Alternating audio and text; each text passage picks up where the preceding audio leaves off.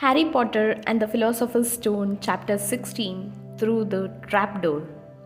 In years to come, Harry would never quite remember how he had managed to get through his exams when he half expected Voldemort to come bursting through the door at any moment.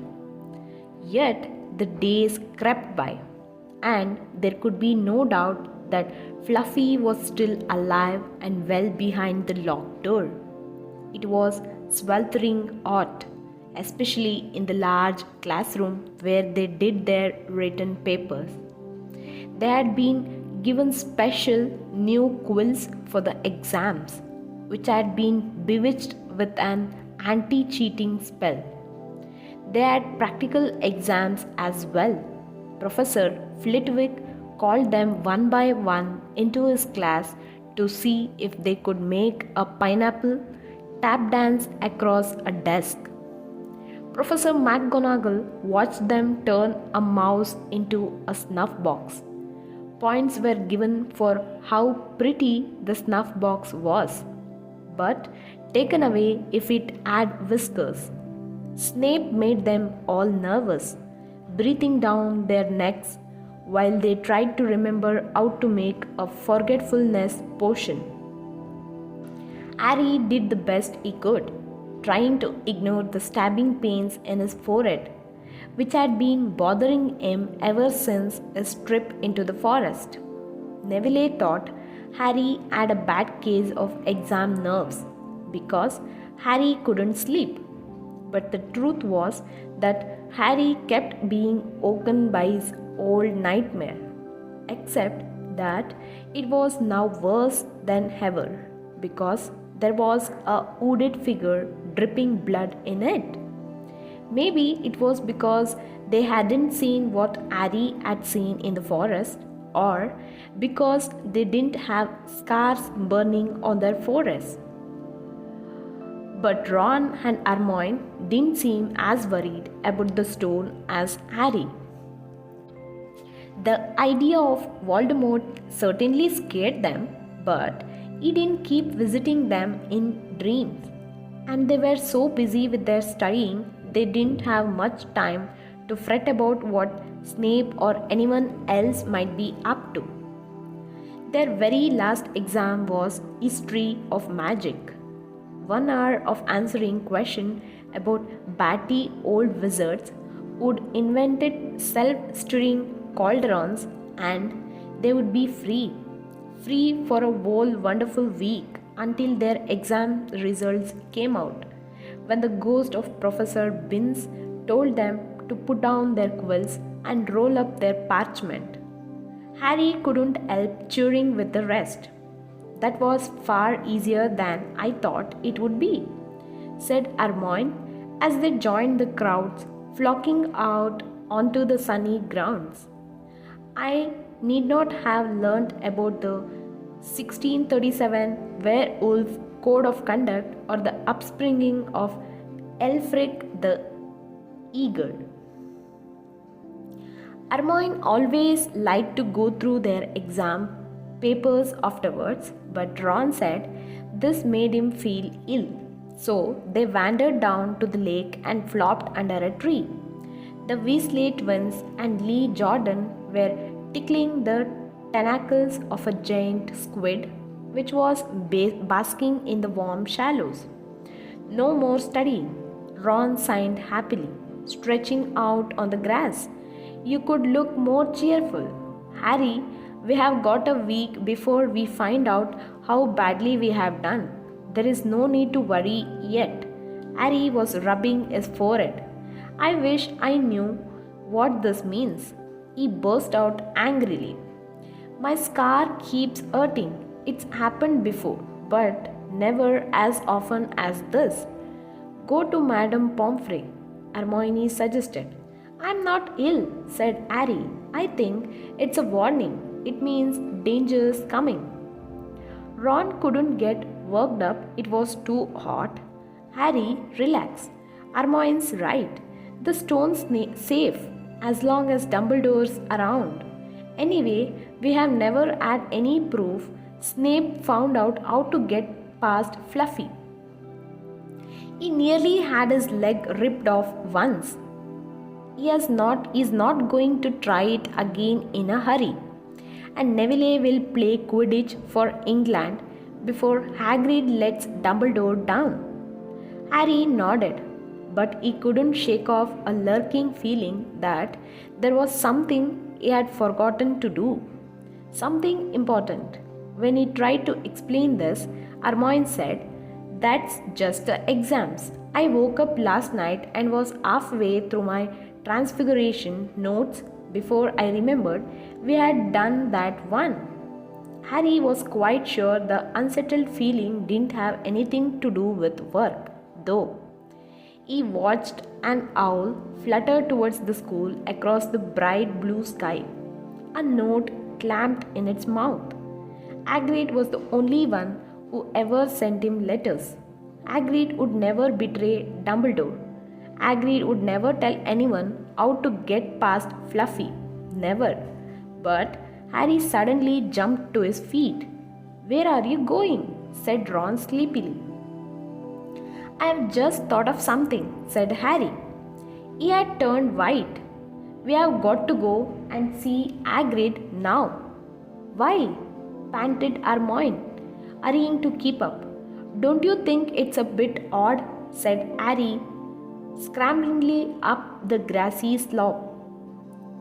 "That what Hagrid wants more than anything else is a dragon, and a stranger turns up who just happens to have an egg in his pocket.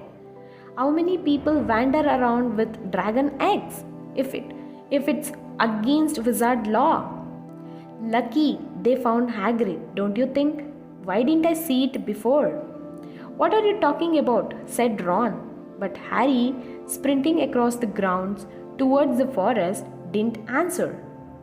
Hagrid was sitting in an armchair outside his house. His trousers and sleeves were rolled up, and he was shelling peas into a large bowl. "Hello," he said, smiling. "Finished your exams? Got time for a drink?" "Yes, please," said Ron, but Harry cut him off. "No, we are in a hurry. Hagrid, I have got to ask you something. You know that night you won Norbert? What did the stranger you were playing cards with look like?" "Don't know," said Hagrid casually. He wouldn't take his cloak off. He saw the three of them look stunned and raised his eyebrows. "It's not just unusual. You get a lot of funny folk in the Hawk's Head. That's one of the pubs down in the village. Might be a dragon dealer. Might not be. I never saw his face. He kept his hood up." Harry sank down next to the bowl of peas. "What did you talk to him about, Hagrid? Did you mention Hogwarts at all?" "Might come up," said Hagrid, frowning as he tried to remember. "Yeah, he asked what I did, and I told him I was gamekeeper here. He asked a bit about the sort of creatures I look after, so I told him, and I said what I would always really wanted was a dragon. And then I can remember too well because he kept buying me drinks. Let's see, then he said he had the dragon egg and we could play cards for it if I wanted, but he had to be sure I could handle it. He didn't want it to go to any old home. So I told him after Fluffy a dragon would be easy." "And did he seem interested in Fluffy?" Harry asked, trying to keep his voice calm. "Well, yeah. How many three-headed dogs do you meet, even around Hogwarts?" So I told him Fluffy is a piece of cake. If you know how to calm him down, just play him a bit of music and he will go straight off to sleep." Hagrid suddenly looked horrified.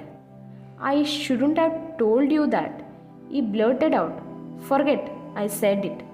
Hey, where are you going?" Harry, Ron, and Hermione didn't speak to each other at all until they came to a halt in the entrance hall, which seemed very cold and gloomy after the grounds. "We have got to go to Dumbledore," said Harry. Hagrid told that stranger how to get past Fluffy, and it was either Snape or Voldemort under that cloak. It must have been easy. Once he had got Hagrid drunk. I just hope Dumbledore believes us. Firenze might back us up if Bane doesn't stop him. Where is Dumbledore's office? They looked around as if hoping to see a sign pointing them in the right direction. They had never been told where Dumbledore lived, nor did they know anyone who had been sent to see him. "We will just have to," Harry began, but a voice suddenly rang across the hall. What are you three doing inside?" It was Professor McGonagall carrying a large pile of books. "We want to see Professor Dumbledore," said Hermione, rather bravely, Harry and Ron thought. "See Professor Dumbledore?" Professor McGonagall repeated as though this was a very fishy thing to want to do. "Why?" Harry swallowed. "Now what?" "It's sort of secret," he said. But he wished at once he hadn't, because Professor McGonagall's nostrils flared. "Professor Dumbledore left 10 minutes ago," she said coldly. "He received an urgent owl from the Ministry of Magic and flew off for London at once." "He's gone," said Harry frantically. "Now, Professor Dumbledore is a very great wizard. Potter, he has many demands on his time. But this is important. Something you have to say is more important than the Ministry of Magic, Potter." "Look," said Harry, throwing caution to the winds. "Professor, it's about the Sorcerer's Stone." Whatever Professor McGonagall had expected, it wasn't that. The books she was carrying tumbled out of her arms, but she didn't pick them up. "How do you know?" she spluttered. "Professor, I think I know that someone's going to try and steal the stone. I have got to talk to Professor Dumbledore." She eyed him with a mixture of shock and suspicion. "Professor Dumbledore will be back tomorrow," she said finally. "I don't know how you found out about the stone, but rest assured, no one can possibly steal it. It's too well protected." "But Professor Potter, I know what I am talking about," she said shortly. She bent down and gathered up the fallen books. "I suggest you all go back outside and enjoy the sunshine." But they didn't. "It's tonight," said Harry. Once he was sure Professor McGonagall was out of earshot. "Snape's going through the trapdoor tonight. He has found out everything he needs, and now he's got Dumbledore out of the way. He sent that note. I bet the Ministry of Magic will get a real shock when Dumbledore turns up." "But what can we?" Hermione gasped. Harry and Ron wheeled round. Snape was standing there. "Good afternoon," he said smoothly. They stared at him. "You shouldn't be inside on a day like this," he said, with an odd, twisted smile. "We were," Harry began, without any idea what he was going to say. "You want to be more careful," said Snape. "Hanging around like this, people will think you are up to something. And Gryffindor really can't afford to lose any more points, can it?" Harry flushed. They turned to go outside, but Snape called them back. "Be warned, Potter. Any more nighttime wanderings and I will personally make sure you are expelled. Good day to go." He strode off in the direction of the staff room. Out on the stone steps, Harry turned to the others. "Right, here is what we have got to do," he whispered urgently. "One of us has got to keep an eye on Snape. Wait outside the staff room and follow him if he leaves it. Hermione, you'd better do that." "Why me?"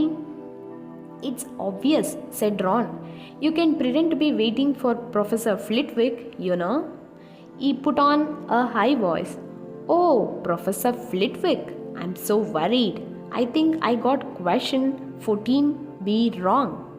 Oh, shut up, said Hermione. But she agreed to go and watch out for Snape. And we would better stay outside the third floor corridor, Harry told Ron. Come on. But that part of the plan didn't work. No sooner had they reached the door separating Fluffy from the rest of the school than Professor McGonagall turned up again, and this time she lost her temper. I suppose you think you are harder to get past than a pack of enchantments, she stormed. Enough of this nonsense. If I hear you have come anywhere near here again, I will take another 50 points from Gryffindor. Yes, Weasley, from my own house. Harry and Ron went back to the common room. Harry had just said, at least Hermione's on Snape's tail, when the portrait of the fat lady swung open and Hermione came in. I'm sorry, Harry, she wailed. Snape came out and asked me what I was doing, so I said I was waiting for Flitwick, and Snape went to get him, and I've only just got away. I don't know where Snape went. Well, that's it, then, isn't it? Harry said. The other two stared at him. He was pale and his eyes were glittering.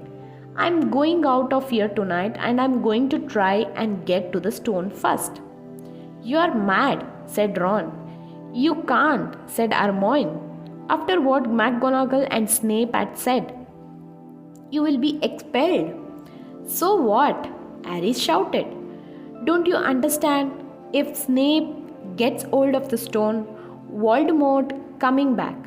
Haven't you heard what it was like when he was trying to take over? There won't be any Hogwarts to get expelled from. He will be flatten it or turn it into a school for the dark arts. Losing points doesn't matter anymore. Can't you see? Don't you think he will leave you and your families alone if Gryffindor wins the House Cup?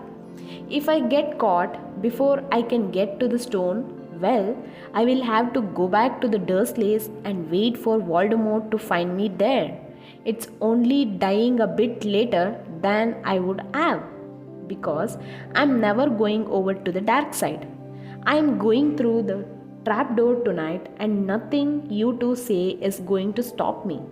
Voldemort killed my parents, remember? He glared at them. You're right, Harry, said Hermione in a small voice. I will use the invisibility cloak, said Harry. It's just lucky I got it back. But will it cover all three of us? Said Ron. All three of us? Oh, come on, come off it. You don't think we would let you go alone? Of course not, said Hermione briskly. How do you think you'd get to the stone without us? I would better go and look through my books. There might be something useful. But if we get caught, you two will be expelled too. Not if I can help it, said Hermione grimly. Flitwick told me in secret that I got 112% on his exam. They are not throwing me out after all.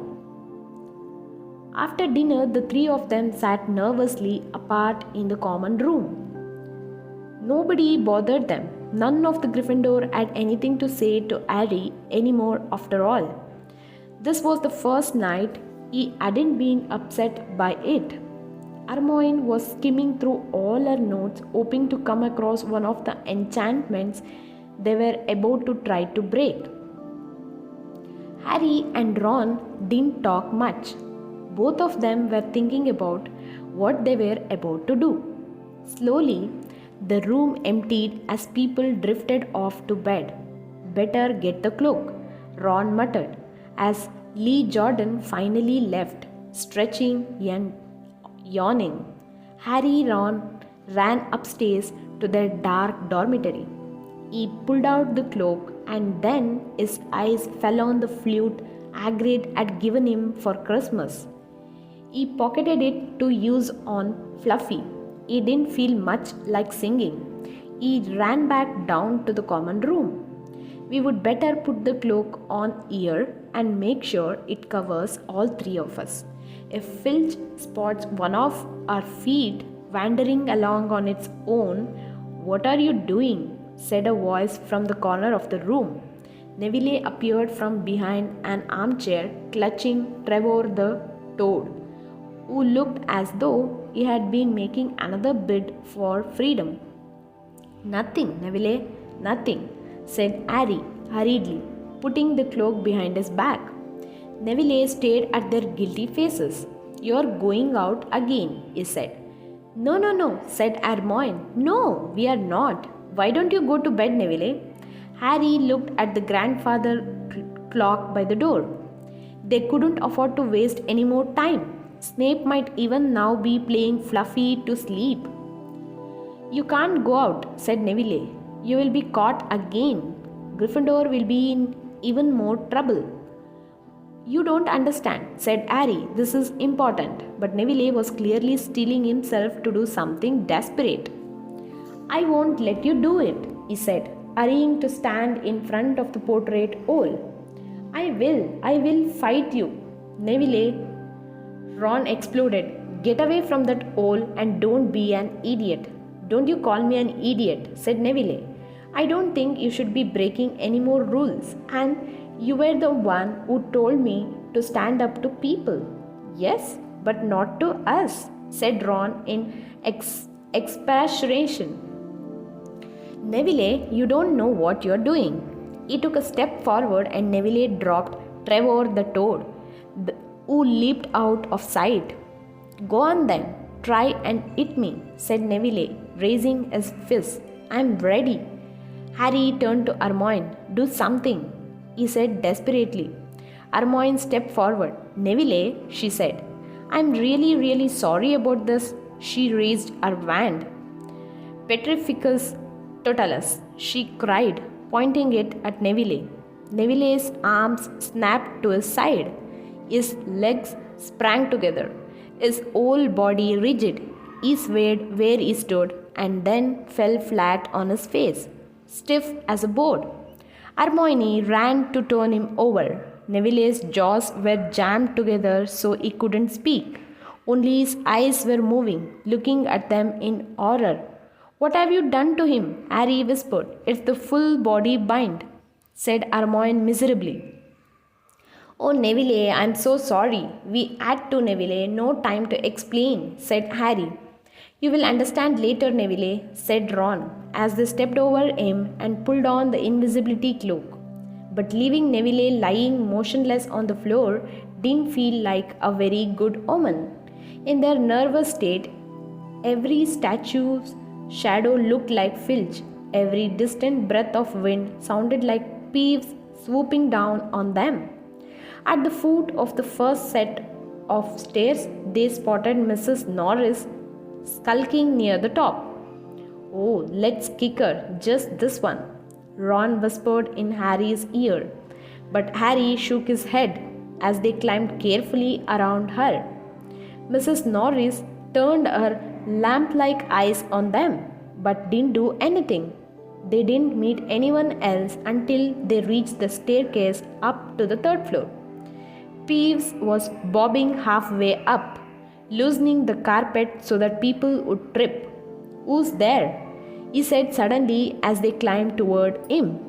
He narrowed his wicked black eyes. No, you are there, even if I can't see you. Are you Gowly or Ghosty or wee student beastie? He rose up in the air and floated there, squinting at them. Should call Filch, I should, if something's creeping around unseen. Harry had a sudden idea. Peeves, he said in a hoarse whisper, the bloody Baron has his own reasons for being invisible. Peeves almost fell out of the air in shock. He caught himself in time and hovered about a foot off the stairs. So sorry, your bloodiness, Mr. Baron, sir, he said greasily. My mistake. I didn't see you, of course I didn't.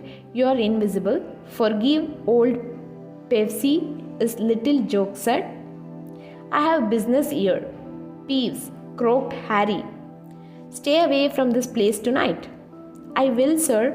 I most Certainly will, said Peeves, rising up in the air again. Hope your business goes well. Baron, I will not bother you. And he scooted off. Brilliant, Harry, whispered Ron. A few seconds later, they were there outside the third floor corridor, and the door was already ajar. Well, there you are, Harry said quietly. Snape's already got past Fluffy. Seeing the open door somehow seemed to impress upon all three of them what was facing them. Underneath the cloak, Harry turned to the other two. If you want to go back, I won't blame you, he said. You can take the cloak. I won't need it now. Don't be stupid, said Ron. We are coming, said Hermione. Harry pushed the door open. As the door creaked, low, rumbling growls met their ears. All three of the dogs' noises sniffed madly in their direction, even though it couldn't see them. What's that at its feet? Hermione whispered. Looks like a harp, said Ron. Snape must have left it there. It must wake up the moment you stop playing, said Harry. Well, here goes. He put Hagrid's flute to his lips and blew. It wasn't really a tune, but from the first note the beast's eyes began to droop.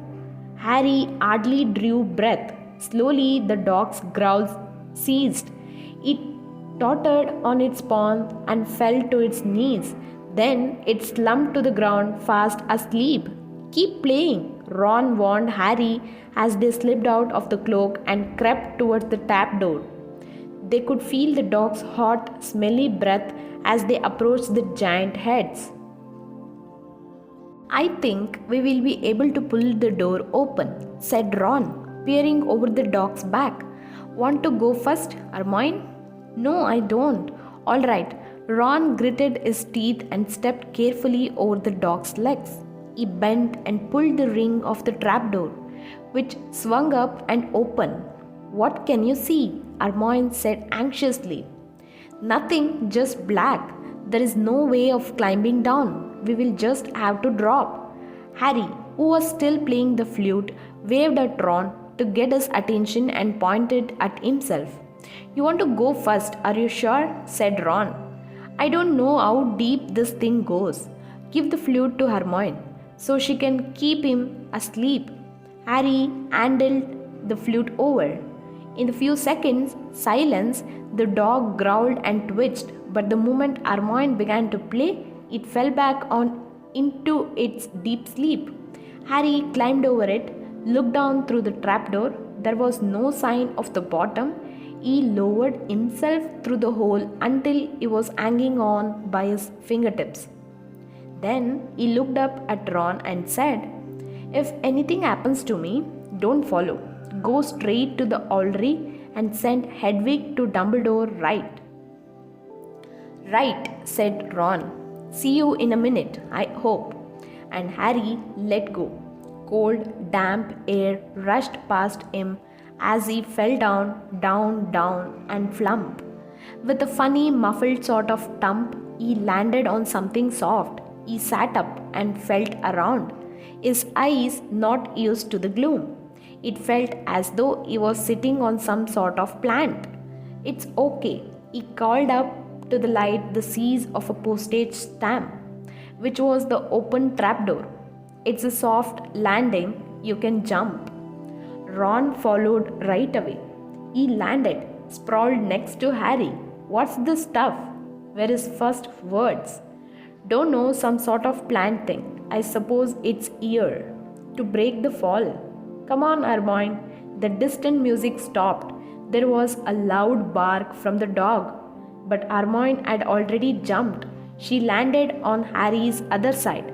We must be miles under the school, she said. Lucky this plant thing's here. Really? Said Ron. Lucky? Shrieked Hermione. Look at you both. She leapt up and struggled toward a damp wall. She had to struggle because the moment she had landed, the plant had started to twist snake-like tendrils around her ankles.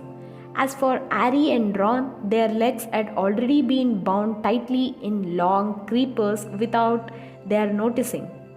Hermione had managed to free herself before the plant got a firm grip on her.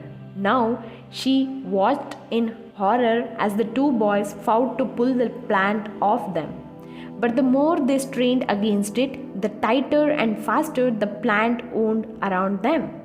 Stop moving, Hermione ordered them. I know what this is. It's Devil's Snare. Oh, I'm so glad we know what it's called. That's a great help, snarled Ron, leaning back, trying to stop the plant from curling around his neck. Shut up, I'm trying to remember how to kill it, said Hermione. Well, hurry up, I can't breathe, Harry gasped, wrestling with it as it curled around his chest. Devil's Snare. Devil's Snare. What did Professor Sprout say? It likes the dark and the damp, so light a fire, Harry choked. Yes, of course, but there is no wood, Hermione cried, wringing her hands. Have you gone mad? Ron bellowed. Are you a witch or not? Oh, right, said Hermione, and she whipped out her wand, waved it, muttered something, and sent a jet of the same bluebell flames she had used on Snape at the plant. In a matter of seconds, the two boys felt it loosening its grip as it cringed away from the light and warmth. Wriggling and flailing, it unraveled itself from their bodies and they were able to pull free. Lucky you. Pay attention in herbology, Hermione, said Harry as he joined her by the wall, wiping sweat off his face. Yeah, said Ron, and lucky Harry doesn't lose his head in a crisis. There is no wood, honestly. This way, said Harry, pointing down a stone passageway which was the only way forward. All they could hear, apart from their footsteps, was the gentle drip of water trickling down the walls. The passageway sloped downward and Harry was reminded of Gryffindors. With an unpleasant jolt of the heart, he remembered the dragon said to be guarding vaults in the wizard's bank. If they met a dragon, a fully grown dragon, Norbert had been bad enough. Can you hear something? Ron whispered. Harry listened. A soft rustling and clinking seemed to be coming from up ahead. Do you think it's a ghost? I don't know. Sounds like wings to me. There is light ahead. I can see something moving. They reached the end of the passageway and saw before them a brilliantly lit chamber, its ceiling arching high above them. It was full of small, jewel-bright birds fluttering and tumbling all around the room. On the opposite side of the chamber was a heavy wooden door. Do you think they will attack us if we cross the room? Said Ron. Probably, said Harry. They don't look very vicious, but I suppose if they all swoop down at once, well, there is no other choice. I will run. He took a deep breath, covered his face with his arms, and sprinted across the room. He expected to feel sharp beaks and claws tearing at him any second, but nothing happened. He reached the door untouched. He pulled the handle, but it was locked. The other two followed him. They tugged and heaved at the door, but it wouldn't budge, not even when Hermione tried her Aloha Mora charm. Now what? Said Ron. These birds, they can't be here just for decoration, said Hermione. They watched the birds soaring overhead, glittering. They are not birds, Harry said suddenly. They are keys, winged keys. Look carefully. So that must mean he looked around the chamber while the other two squinted up at the flock of keys. Yes, look, broomsticks. We have got to catch the key to the door. But there are hundreds of them. Ron examined the lock on the door. We are looking for a big, old-fashioned one, probably silver like the handle. They each seized a broomstick and kicked off into the air, soaring into the midst of the clouds of keys. They grabbed and snatched, but the bewitched keys darted and dived so quickly it was almost impossible to catch one. Not for nothing, though, was Harry the youngest seeker in a century. He had a knack for spotting things other people didn't. After a minute's weaving about through the whirl of rainbow feathers, he noticed a large silver key that had a bent wing, as if it had already been caught and stuffed roughly into the keyhole. That one, he called to the others. That big one there? No, there, with the bright blue wings. The feathers are all crumpled on one side. Ron went speeding in the direction that Harry was pointing, crashed into the ceiling and nearly fell off his broom.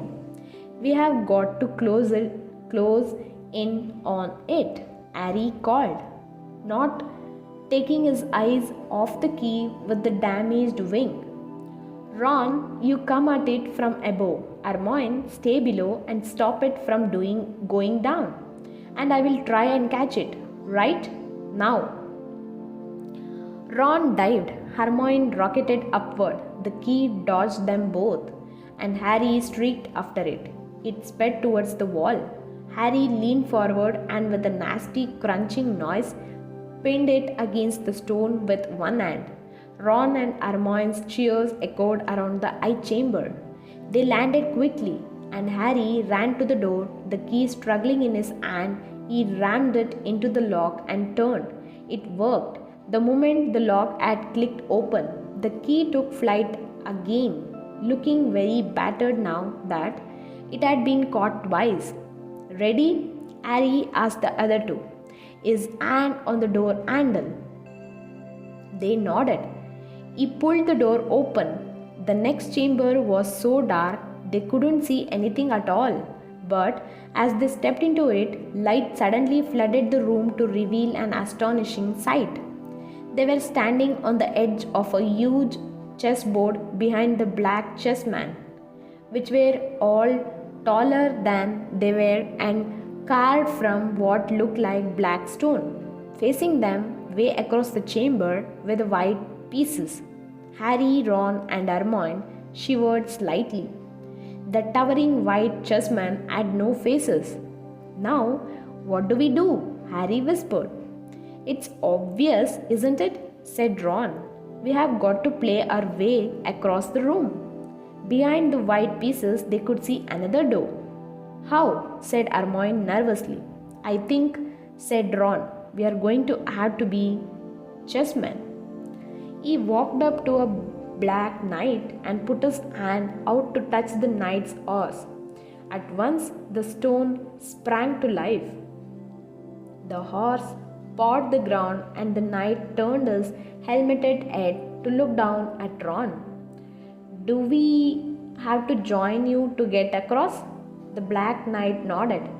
Ron turned to the other two. This needs thinking about, he said. I suppose we have got to take the place of 3 of the black pieces. Harry and Hermione stayed quiet, watching Ron think. Finally he said, Now don't be offended or anything, but neither of you are that good at chess. We are not offended, said Harry quickly. Just tell us what to do. Well, Harry, you take the place of that bishop, and Hermione, you go there instead of the castle. What about you? I'm going to be a knight, said Ron. The chessmen seemed to have been listening because at these words a knight, a bishop, and a castle turned their backs on the white pieces and walked off the board, leaving 3 empty squares that Harry and Ron and Hermione took. White always plays first in chess, said Ron, peering across the board. Yes, look, a white pawn had moved forward 2 squares. Ron started to direct the black pieces. They moved silently wherever he sent them. Harry's knees were trembling. What if they lost? Harry, move diagonally 4 squares to the right. Their first real shock came when their other knight was taken. The White Queen smashed him to the floor and dragged him off the board, where he lay quite still, face down. Had to let that happen, said Ron, looking shaken. Leaves you free to take that bishop. Hermione, go on. Every time one of their men was lost, the white pieces showed no mercy. Soon there was a huddle of limp, black players slumped along the wall. Twice, Ron only just noticed in time that Harry and Hermione were in danger. He himself darted around the board, taking almost as many white pieces as they had lost back black ones. We are nearly there, he muttered suddenly. Let me think. The White Queen turned her blank face toward him. Yes, said Ron softly. It's the only way. I have got to be taken. No, Harry and Hermione shouted. That's chess, snapped Ron. You have got to make some sacrifices. I make my move and she will take me. That leaves you free to checkmate the king, Harry. But do you want to stop Snape or not? Ron, look, if you don't hurry up, he will already have the stone. There was no alternative. Ready? Ron called, his face pale but determined. Here I go. Now, don't hang around once you have won. He stepped forward and the White Queen pounced. She struck Ron hard across the head with her stone arm and he crashed to the floor. Hermione screamed but stayed on her square. The White Queen dragged Ron to one side. He looked as if he had been knocked out. Shaking, Harry moved 3 spaces to the left. The White King took off his crown and threw it at Harry's feet. They had won. The chessmen parted and bowed, leaving the door ahead cleared. With one last desperate look back at Ron, Harry and Hermione charged to the door and up the next passageway. What if he will be all right? Said Harry, trying to convince himself. What do you reckon's next? We have had sprouts. That was the devil's snare. Flitwick must have put charms on the keys. McGonagall transfigured the chessmen to make them alive. That leaves Quirrell's spell and Snape's. They had reached another door. All right, Harry whispered. Go on. Harry pushed it open. A disgusting smell filled their nostrils, making both of them pull their robes up over their noses. Eyes watering, they saw, flat on the floor in front of them, a troll even larger than the one they had tackled, out cold with a bloody lump on its head. I'm glad we didn't have to fight that one, Harry whispered as they stepped carefully over one of its massive legs. Come on, I can't breathe. He pulled over the next door, both of them hardly daring to look at what came next. But there was nothing very frightening in here, just a table with 7 different shaped bottles standing on it in a line. Snape's, said Harry. What do we have to do? They stepped over the threshold and immediately a fire sprang up behind them in the doorway. It wasn't ordinary fire either, it was purple. At the same instant, black flames shot up in the doorway, leading onward. They were trapped. Look, Hermione seized a roll of paper lying next to the bottles. Harry looked over her shoulder to read it. Danger lies before you, while safety lies behind. 2 of us will help you, whichever you would find.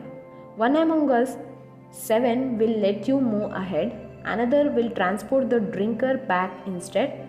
2 among our number hold only Netley wine.